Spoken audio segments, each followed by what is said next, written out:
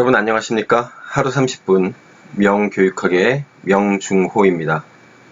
오늘은 2부로 넘어가서 교육사를 진행을 하려고 하는데요. 자, 한국 교육사 같은 경우에는 참 애매합니다. 왜 그러냐면 우리 이제 여러분들 한국사 검정 시험을 봐야 되잖아요. 그래서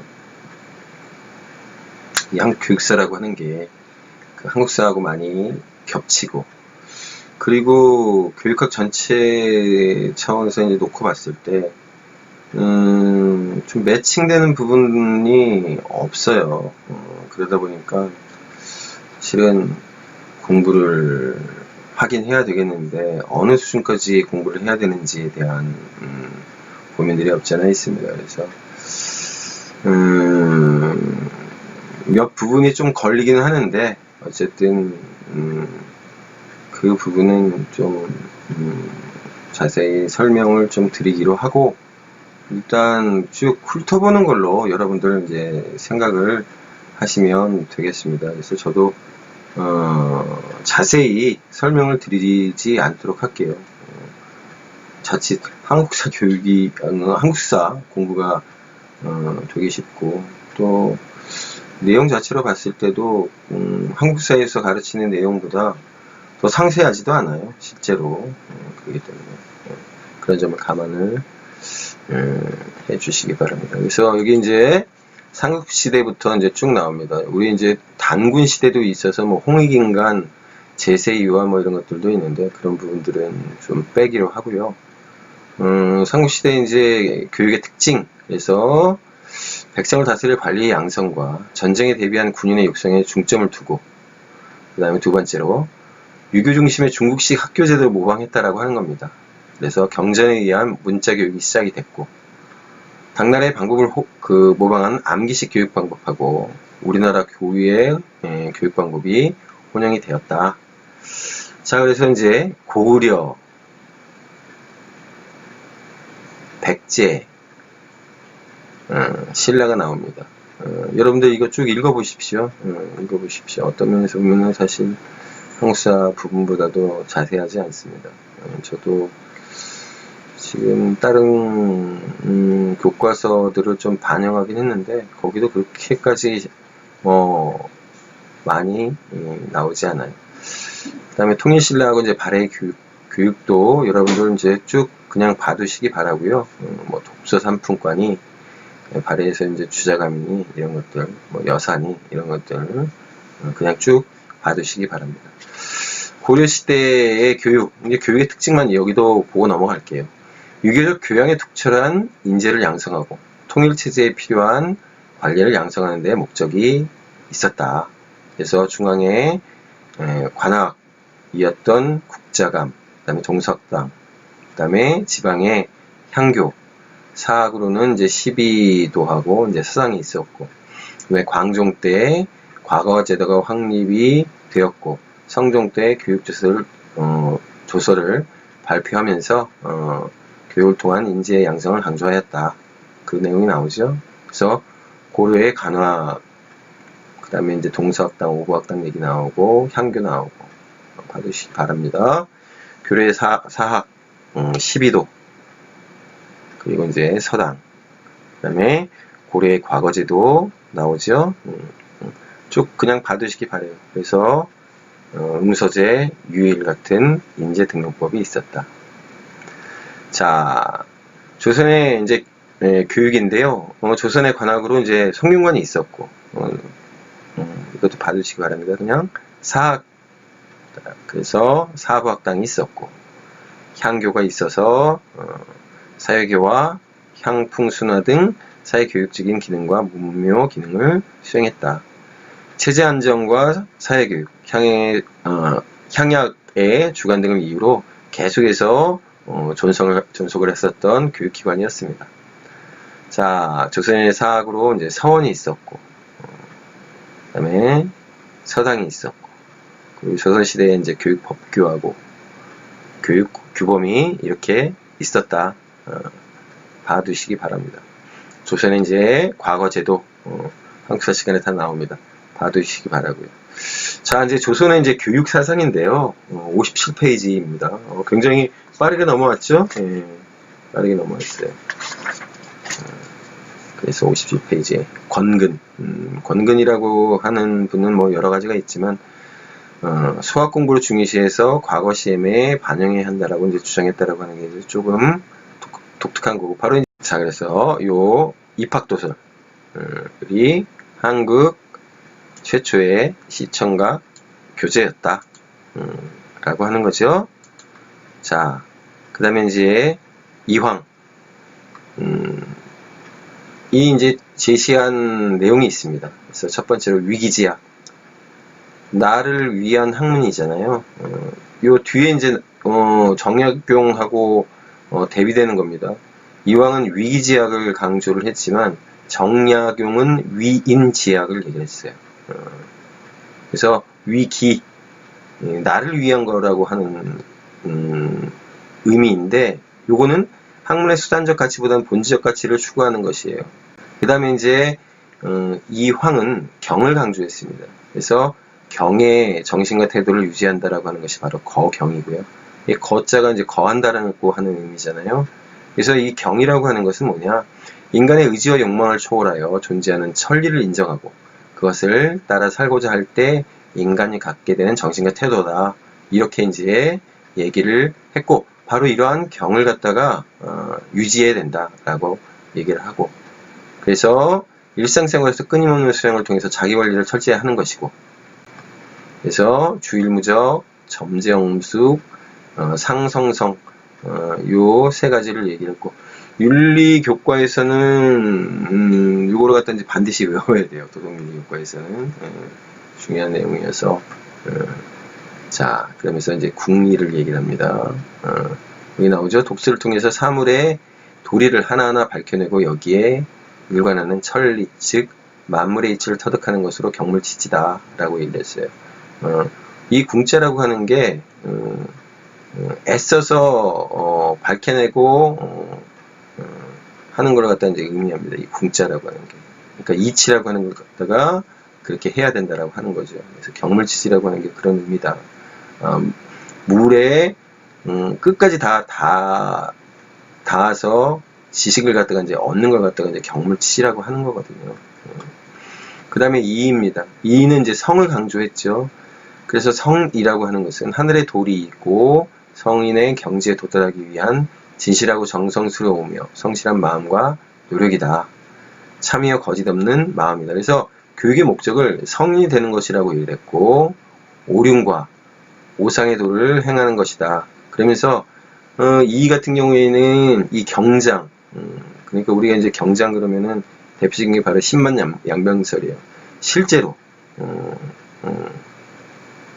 이제 구체적이고 점진적인 개혁 방법이라고 했잖아요. 실제로 실현될 수 있는 그런 것을 추구했습니다. 그 다음에 이제 실학입니다. 실학.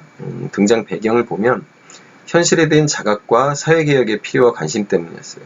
그래서 성리학 중심의 세계관에 대한 비판이 비등하고, 요 실학이라고 하는 것이 바로 이제 임진왜란, 특히 이제 병자호란을 기점으로 해서 그 이후로 나타난 학문이잖아요. 그래서 병자호란 이후에 청으로부터 양명학, 홍고학 등의 학문과 함께 서양 문물이 유입되면서 바로 실학이 나타나게 되었다.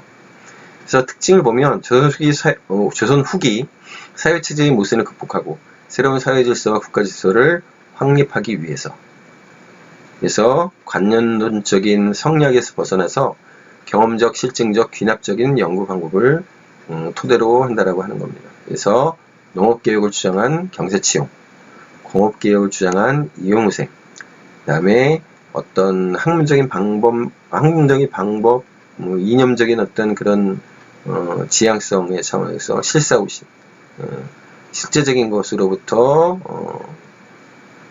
어떤 이치, 방법 이런 것들을 갖다가 구해야 된다라고 하는 실사구시 이걸 갖다 이제 주장을 했습니다. 그래서 학파, 경생치용학파, 중농주의, 이용우생학파, 중상주의, 그 다음에 기술, 그 다음에 실사구시 학파, 사실에 입각한 고증학적인 학문 연구 이렇게 이제 학파가 나눠지죠. 그래서 교육사적 의미로 보면 교육 기회의 균등, 능력에 의한 교육을 강조했다라고 하는 겁니다. 두 번째로 공교육의 강화, 단계적인 학제 개편을 주장했고, 세 번째, 주체성이 있는 역사의식을 강조하고 실용적 실증 정신을 중시했습니다. 네 번째로 교육제도의 쇄신과 과거제도의 개선을 통해서 출세지향적 사회적 관념을 타파하고자 하였지요. 자, 그래서 교육사상의 특징, 앞서 이제 우리 봤잖아요. 교육사적 의미에 대해서 봤는데, 교육사상의 이제 특징으로 첫 번째로 교육기회를 갖다가 이제 개방을 해야 된다. 교육기회의 균등인 거죠. 그래서 일체의 사회적 차별을 철폐하고 능력의 차이만을 인정해야 한다. 두 번째로는 민족지향적 교육의식을 강조했다라고 하는 겁니다. 그래서 화이일야. 중국이나 우리나 이 화가 중국입니다. 이 오랑캐라고 하는 뜻이 우리의 하나다. 근데 사실은 화이일야라고 하는 말은 좀 중국 중심적인 사고방식 속에서 사실 나온 말인데 어쨌든 화이일야를 얘기하고 국사, 국어, 의학, 농학 등의 일련의 국학 연구에 관심을 가졌다라고 하는 겁니다. 그다음에 무신론적 교육관, 생산과 실용에 직결되는 교육을 내세웠고, 그다음에 학교 제도의 이제 개혁을 얘기했습니다. 교육의 합리화, 공교육 강화, 초등교육을 강조하고, 그래서 학제 개혁론을 주장했습니다.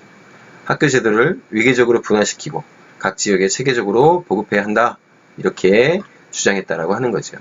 그래서 초등교육을 기본적으로 시켜야 된다라고 하는 주장들을 많이 했습니다. 자, 그래서 사상가들을 한번 볼게요. 유형이 있죠. 교육의 기회균등을 통한 덕행인과 능력의 양성을 목표로 했습니다. 그래서 서울과 지방으로 학교 제도를 이원화하고 중앙 독점을 방지하고 지방인재를 육성하고 초등교육은 보통 의무교육, 중등교육은 능력주의로 하자. 그러면서 공고제로 주장했어요. 학교 교육과 관리 선발을 일원화해서 학교의 관리 선발의 기능을 위임하자. 신문제 타파로 능력에 따른 교육 기회 균등을 주장하고 서원 교육을 비판하고 향약의 전국적인 시행을 통해서 사회교육과 기술교육을 강조했습니다. 자, 이익 같은 경우에는 인간평등 사상을 전제로 했고, 그래서 국가에 필요한 인재 양성을 강조하고 주체성 있는 역사의식이 필요하다라고 얘기를 했었습니다. 자, 그러면서 과거제 개혁을 주장하고 민번사상과 산업합일의 생활관을 강조했습니다. 그래서 이 이익이 얘기한 이 공부 방법 세 가지가 있어요. 일신전공, 날마다 새로운 공을 쌓기 위해서 최선을 다해야 되고, 소독실이 쓰는 겁니다. 글을 써서 질문을 해요. 취진 공부, 힘차게 앞으로 나아가고, 치지, 시행합일, 아는 것과 행하는 것을 함께하는. 그래서 아마 이 책으로도 제가 나온 걸로 알고 있어요. 이 선생의 공부 방법에 관련된. 자, 그 다음에 세 번째로 홍대용입니다. 역시 기회균등을 주장하고 의무교육, 그다음에 초등교육은 누구나 다 받을 수 있도록 한다. 우리 이제 앞서 봤지만은 이 유형원과 같은 주장입니다. 그 다음에 이제 정약용이죠. 정약용. 수기와 위천하인을 통해서 사회적 자아실현, 즉 위인지학, 앞서 이왕이 위기지학을 얘기했다라고 했잖아요. 그러니까 인이라고 하는 건 다른 사람이에요. 타인을 위한 공부를 해야 된다. 그래서 재건주의의 이제 사회적 자아실현의 인연과 유사하다. 이 내용이 나오는데, 근데 어쨌든 이런 식으로 학자들이 말하고 있다라고 하는 걸 갖다 기억해 두시기 바랍니다. 재건주의의 사회적 자아실현 인연과 유사하다. 그래서 자기 수행에 의해 능력인이 되어야 하고 국가 사회를 위해서도 실용적인 사람이 되어야 한다. 바로 뭐예요? 위인지학. 그래서 교육 내용으로 덕행과 경술과 문예를 강조했습니다. 그래서 덕행의 육덕과 육행을, 경술로 십경, 사서와 육경, 문예로 서와 수를 강조하고, 그래서 이제 오학론을 얘기를 하죠. 그러니까 성리학, 훈고학, 문장학, 과거학, 술수학, 오학이에요, 이게. 당시 학문적 경영에 대해서 비판을 합니다. 그래서 이 비판하는 내용에 대해서는 여러분들이 쭉 읽어보시기 바래요. 이제 다 이해가 됩니다. 자, 그러면서 이제 불가독서를 얘기를 하는데요. 천자문하고 사략, 통감조료를 이렇게 해서는 안 된다. 필요 없다는 거죠. 그래서 흥학조라고 하는 교육계학원을 얘기를 했습니다. 여러분들 쭉 봐주시기 바래요. 자, 다섯 번째 최양기입니다. 좀 독특하죠. 당대에 있어서도 그렇고 지금 봐서도